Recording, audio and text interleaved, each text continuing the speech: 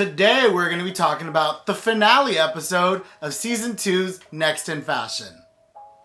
Let's get to this. It's the finale! I'm so excited that this is finally coming to an end.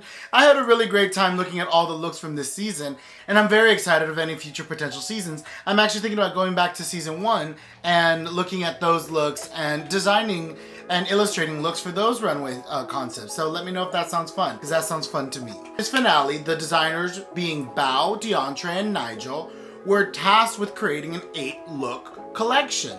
Now, the thing about collections is a collection should be cohesive, at least in this term of fashion. It doesn't necessarily need to be all in the same color or all in the same cut. It just has to make sense together. Think of it as like a group of children, you know? Children don't look exactly alike, but they have similarities to them. There could be many different things that create a family resemblance. In fashion, we can do that with cuts, aesthetics, ideas, colors, silhouettes. For example, you could use a similar cut. You could use a princess cut dress in one look. You can also use it in a skirt in another, or in a bodice, or in a jacket, keeping the princess seams. There's several ways that you can create a cohesive collection. It just takes some creativity to see what boundaries you can push and where you can push those boundaries. So I want to really get into this looks because we got kind of a lot of looks to get into. I'm going to kind of concise them. I'm going to be talking about the looks as a whole family, not individually, because if I did, we'd be here way too long. And I don't know about y'all, but I don't want to sit here under these lights for too long. In this jacket, I'm gonna start sweating. So we're gonna start with Bao. They are definitely cohesive in the sense that they all have this metallic sheen to them. But if we really pay attention, there isn't much happening for the color palette. A lot of them happen to be in a sort of icy metallic, so that helps the vibe. And something that she does have synonymous with all the looks is there's this sexiness that's associated with them. Bao really puts her entire aesthetic into everything. We can recognize a lot of Bao's core looks being very utilizing of empty space where skin is showing, a lot of strappy moments, cuts that accentuate certain parts of the feminine figure. And there's even some references to, I feel, a few pieces that she's done this season. You know, the ball gown feels a little reminiscent of her Met Gala pockets look. We have a few similarities with that first jumpsuit, the second silver look, the yellow look, and the blue to purple look. They all utilize this empty space that we can see is very similar to her swim look that she did with Megan. And then there's even the one Grecian column dress that is reminiscent. Actually, I might even argue it's an exact copy of her 2-in-1 look. It looks like the angel look. I think it was quite smart for her to stick to certain silhouettes and cuts that she's familiar with, because it really allows her to move faster. I will say the best look out of this entire bunch for me is her finale. I do like her finale. I also love the 3-piece suit with the little matching brassiere. I thought it was really, really nice. My least favorite look is that yellow dress. I think it has no place in this collection, personally. I do see the yellow sort of meshing in with some of the greens in this collection, but I still think it feels a little out of place. Maybe if she would have done it in a different color, but still in those metallic textures, it would have been more successful. Next! Okay, up next we're gonna do DeAndre, and DeAndre definitely felt cohesive in the sense of color. There was a lot of blue, and if we saw throughout DeAndre's entire run on Next in Fashion, there was a lot of blue in his collection. You know, DeAndre has a lot of streetwear elements specifically associated with the puffer coat. His ability to manipulate the puffer coat and really take it in a very avant-garde streetwear approach is really, really fun and interesting. Now let's point out some similarities. 5 of the looks have blue, so that's already one of the core similarities. 2 of the looks have a brown and black color blocked leather, and 1 of them has yellow, which is the starting look. And that definitely is the oddball out. I feel like if one of the other pieces were yellow or one of the other puffers were yellow, it would have been more successful. But starting off with this bright yellow, then going straight into brown, and then going into brown, black, and white, and then going into black and blue and silver, blue, blue, and silver, blue, black, silver, and then blue and black. Where was the yellow? That yellow feels very out of place. They might as well should have done it in blue if that was the case, that this entire color palette was blue, or if they did it in the browns to match the first 3 brown looks. But the one core element that definitely brings most of these looks together is the sort of puffer element that's present in all of the looks, except for one, I believe. I believe the third women's look did not have a puffer, but it did have a structured blue jacket, which is quite nice, but it doesn't really fit much in place with the rest of the stuff. It doesn't really give a lot of streetwear vibes, whereas the others definitely are giving a modern avant-garde streetwear. I do think that the collection was successful. I just don't think it was cohesive, and I think it could have been pushed further, because the fact of the matter is these are ideas that we've seen DeAndre use already. I do think the brown and black leather was very unexpected for DeAndre, but for the brown and black leather to only be present in 2 looks made me a little sad, because I actually liked it. That was very chic, very easy to wear, very modern. But I wonder if they could have pulled it through with the blue and silver and done it in that same pattern. I actually thought it was quite nice. So far, DeAndre's is not my favorite. There are pieces that I would wear and that I love, but that definitely not my favorite. And finally, we have Nigel, and spoiler alert, Nigel wins with this collection. I definitely do understand the vibe of this collection. I personally don't see it as a winning collection. I think at most, there are 3 looks here that really feel next in fashion. But realistically, Nigel went through the entire competition essentially doing his signature patchworking, and we did see it evolve in some moments. We saw patchworking with fur, which was interesting. We saw it patchworking with lace and denim and all these different materials. You know, he really flexed that he knows how to patchwork and create unique textiles in that way. I will say with these looks, it doesn't feel as strong as some of the stuff he's presented on the runway before. A lot of these looks and cuts feel a little misshapen and feel a little bizarre placed together. I feel like his color palette this time around should have stuck around. The second and the last 2 looks, they're in this blue, brown, and white, and I feel if he would have stood in those color palettes, it would have been much more enjoyable. And it's not to say that the colors of this patchworking is cohesive. The thing about patchworking is if you use all the same materials, all the materials are going to be cohesive. But the thing is, you have a fur jacket, you have a fur hat, and then another fur jacket, and then like a lace top, but there's also a lace skirt in the back one. There's a lot of cohesiveness happening here. It's just the general styling that is a problem for me. The third look especially is the weakest to me.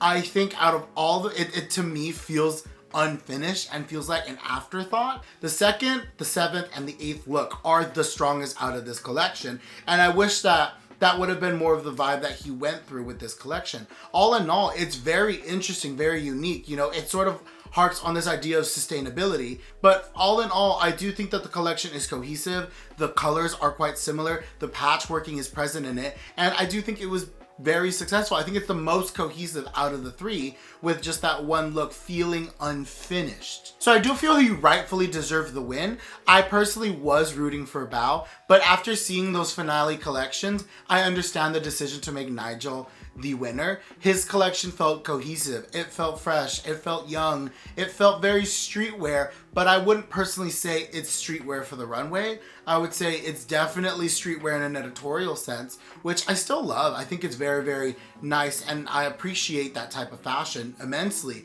I love what Nigel does, and I can't wait to see what he does in the future. Congrats! So now we're gonna get into my looks, and I actually do design several collections a year. I don't make the clothing because I don't have the money, resources, or time to do so, but I definitely illustrate and conceptualize them, and even like find fabrics and potential techniques to use for them. So I know what it takes to design a collection, and I definitely wanted to take part in this and design an 8-look collection. For my collection, I wanted to reference Chicano culture, my culture and my family's culture. You know, I'm Mexican American, so there's a sort of romanticism that I really feel within that culture, and I find it beautiful. And so I wanted to sort of find a way to elevate that sort of vibe and make it a little bit streetwear, a little bit runway, a little bit high fashion. And I do think I was successful, so let's get into my looks. So one of the ideas that I had initially that is present in all of the looks is utilizing muscle tanks as a material reference. I wanted to sort of create an elevated rib knit dress, a unique cut, very similar to what I'm wearing, where this cut above and there's a cut underneath, where, you know, necklaces can point out underneath. Wanted to do it in this dress, and I think I was very successful in doing it. I decided to stick with a high neck. I added sleeves to it to sort of, you know, elevate the look a little bit, make it a little bit interesting. And in this jersey knit, it would really allow itself to flow and fly very, very freely. And in a lot of the looks, I incorporated bandanas because bandanas are used a lot, you know, in Chicano culture. So for the next look, I wanted to continue and tie in that tank idea, this time in a more of a bodysuit with the same glove situation, but I wanted to do this version of a pant. Pachuco references a Mexican-American young street gang subculture. It blossomed in the 20th century. So Pachuco references a young Mexican-American young street gang. It's sort of the look before sort of cholo style came in. It was a look in the 40s that was often worn by Mexican American men and women. And I wanted to reference the silhouette of the pant in a dark red leather. And I'm talking very dark red, almost a brown red. And I wanted to do this very unique waist treatment where it was a double waistband that one of them was obviously at the waist, but the other one was tipped and off center. So this pant would have 4 pockets, be really baggy. You'd be able to wear 2 belts into it with the 2 different waistbands. And I do repeat this style in a men's look in the future, but in a more fitted pant, in a more fitted trouser. But for this one, the pant is the big eye catcher to this look. When I design, I like for, in the garment, one piece be the focal and everything around it is, you know, the salt, the seasoning. It elevates the look. It brings it to a balance. If everything is the focal piece, then you have nowhere to focus on. Next, we actually have a men's look. So the first 2 were women's. I wanted to be very co-ed, so for this men's look, I wanted to do a sort of acid wash black jean. You know, it's a very faded look, very baggy, because when I was growing up, me and my dad and my uncles and all of my cousins, we wore baggy jeans. You know, it was part of the culture that we grew up in. It was a baggy jean, it was a Nike Cortez, and it was an oversized shirt. And I kind of have a love for that look that I still kind of wear sometimes to this day. But I wanted to, of course, make it a little bit more modern. So what I did is I put the men's look in a bodysuit that had interesting cutouts. And I took the idea of a Pendleton flannel, which is worn very often within the Latin American community. So I wanted to do a flannel cropped top that had a unique style line, a little Western inspired, and I wanted to do a matching skirt. Yes, a skirt for a men's look. Sit down, it's not that big a deal, it's fabric. A pleated skirt that would go around the waist, but much like the second look where the waist is tipped, I wanted to do the same thing where it's disconnected and hanging at an interesting angle, giving the skirt a very different movement. Yeah, when I was thinking about this skirt design, I was definitely referencing Chapova Loena. It's this designer that makes these very cool skirts with different mixed match tartan plaid that are attached to like a leather belt. I think that they're really, really cool. So I definitely was thinking that when I went with this idea. I definitely think I would change some aspects of it in the future, create versions that are a little bit different types of wearable, but I do love this version. And I did it in the matching to the flannel. So it's like a 2-piece set situation. Then I put the model with a bandana in his head because I often wear bandanas in my hair. I love bandanas, and especially since they can remind me of cultures that I am attached to.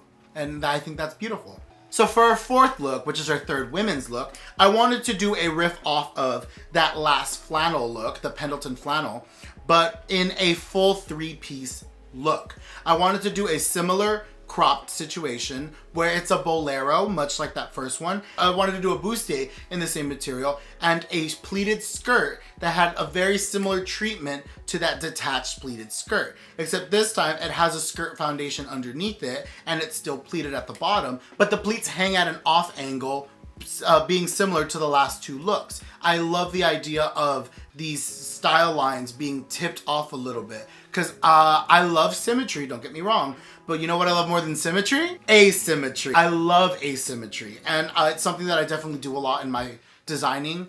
I think that this look is extremely successful. I paired it up with a tall red-brown thigh-high boot because that felt perfect for this. I think that this look is actually one of my favorites, and I do think that this look is able to be made from like recycled flannels if I can get my hand on enough of them. I even think about how cool this would be in a mixed match flannel print where, you know, you take as many flannels as you can and you just cut the different pattern pieces so it's almost Frankenstein together. I think that would be really cool. So for our 5th look, I wanted to do something a little bit more dramatic but still keep it a little street. So I wanted to do this baggy leather pant. And I wanted to, do some gold little belt chains that like are coming from it that look like it's holding it up. But what the focal piece of this look is the top. So when I was in college for my draping class, I created a halter top that was inspired by a bandana. And it's actually something that I love to do, sort of. It just ties up like a bandana behind the neck. And it's something that I really enjoy doing. But for this one, I wanted it to be a giant bandana in a sense. So I was very much inspired by those like 2000 Y2K tops where they literally make a top out of a bandana and tie it up here. So it's just like a giant diamond. I very much found that interesting and I really wanted to play off that idea. Except I wanted the tie in the back to be super long and create this train, sort of adding in this drama for these looks. And I wanted it in some sort of print, so I played around with florals, I played around with bandana, and I wasn't really enjoying it. But then I took the bandana print and I swirled it, and it became really, really interesting, and I fell in love with it. And I actually think it might become some form of a signature print for me, this warped melting bandana. And if I see anybody use it, I know where you got it from. I haven't seen anybody do it. Yes, I am claiming it. It's mine. And I did it with like a really long braid because that felt very like appropriate to this sort of culture, and I fell in love with this look. It feels a lot more feminine but still masculine. The top half is very feminine but the pants are still pretty baggy. I really like looks that incorporate both spectrum of like attractive aesthetic, and I really enjoyed that. For the next look, which is actually the second men's look, is a leather moto jacket with a matching pant that has the similar asymmetrical waist treatment as that second look. But for this moto jacket, I wanted it to be feminized a little bit. So I corseted it. And I put underneath that jacket a neckline treatment very similar to the first look. So see, this is how we start building relationships between these looks. Not all the looks have to have the exact same treatments to them, but a few of them can have relationships with each other so that when they're put together, they're still a family. That's really what the goal is in the end of it all. You want a family relation between the two. They are siblings, not cousins. But this look actually was a really fun and successful, I feel. It definitely is giving a little bit more, I definitely love moto jackets because it actually references greasers, an aesthetic that I love, but also because the term greaser was often used against Mexicans at the time as a way to speak down to them. Of course, now it's associated, with American fashion as a look of the 50s and 60s, but it was once upon a time used as a slur against Mexican Americans who were arguably some of the first to put grease in their hair to create those slick back looks. So again, a way to tie this in with the culture that I grew up and I've grown to love in because it is my culture. For the second to last look, which is our last men's look, I wanted to find a way to create a men's look that still had some drama. So I went ahead and took the approach of a leather trench that had a train. This is something I very much enjoy doing. I love trenches that have slits on the sides where, it's that front panel, but the back is still quite long. And I actually think that this look came together quite well. It's very simple and structured. It's still a little corseted around the middle, very similar to the last men's look. Again, tying them together. It's in that same leather that's been present in a lot of the collection. And it has an interesting silhouette underneath it of that undershirt in these interesting cuts, and sort of looks like it's like being looped on itself. And I think it's very interesting, and I ended up really liking this look. I think it's very drama. I think it's a little bit red carpet, which I actually think that that's really cool. And I didn't really draw many backs to some of these looks, but I definitely envisioned the idea of it almost having like an open back, kind of like the Peter Doe collection where the open backs are like tied together. But I definitely would do like a corset foundation, so it's just open and it's tapering into a corset, and I think that would look really interesting. This look was definitely very inspired by those pachuco coats, those really long coats that the zoot suiters would wear during the 40s in the zoot suit riots. And then finally, for my last look, I wanted to find a way to bring in the quinceañera element one way or another. So I knew I was gonna do some sort of a ball gown, and I knew I wanted to still make it vibe with the rest of the looks. So I thought, how do I do that? And I decided on the foundation of the top being in the muscle tank, the gloves still being in that muscle tank, so sort of keeping a synonymous accessory throughout the collection. But I decided to do a Pendleton flannel neckline that opened up, creating interesting shapes, creating an interesting shape around the neckline that's still tight at the waist and had that flannel peplum. And in the back of it, a giant bow and train. And this would be my finale look. Sort of a Chicano princess, if you will. I love this idea of taking something that is my culture and elevating it. You know, the quinceañera is a very important thing for Mexicans and Mexican Americans. It's a rite of passage for a lot of women. And, you know, while I'm jealous that I never got one, because I wish I could have gotten one, but you know, sometimes it's okay if it's not about you. I really wanted to create this look that felt almost streetwear, almost, you know, East LA princess. I actually really love the way it came out. I love the idea of these almost being sort of separate pieces. The skirt that's the ball gown can be removed and something else could be worn underneath. It could become a performance piece. It could be a red carpet piece. And again, so this look has the muscle tank that is present in almost all the looks, and it has that flannel that is present in a lot of the looks. I think I'm probably still gonna add that like red leather belt around the waist. And I also love the styling of like the long braids. Braids and ribbons are very important in our culture. They go all the way back to our indigenous roots. And I think it's very important to remember those traditions because they're what truly is authentically ours, not something that was taught to us, forced upon us, or given to us by other people. It's something that is traditionally ours. And for a lot of the jewelry, I wanted it to be very inspired by rosary charms. You know, a lot of Mexican Americans are Catholic. I was raised Catholic. And I think rosaries are a beautiful jewelry. And so I wanted to create a jewelry that was inspired by them, with no disrespect to the religion. But I wanted to do a gold chain with red beads going throughout it with a little floret at the end that resembled a cross, but it's not a cross. It's not a cross. It's just a little floret at the bottom. It's very simple and to the point. I even debated like making it some sort of insignia for the collection, but I decided just a little boop boop would be fine. But yeah, this is my collection.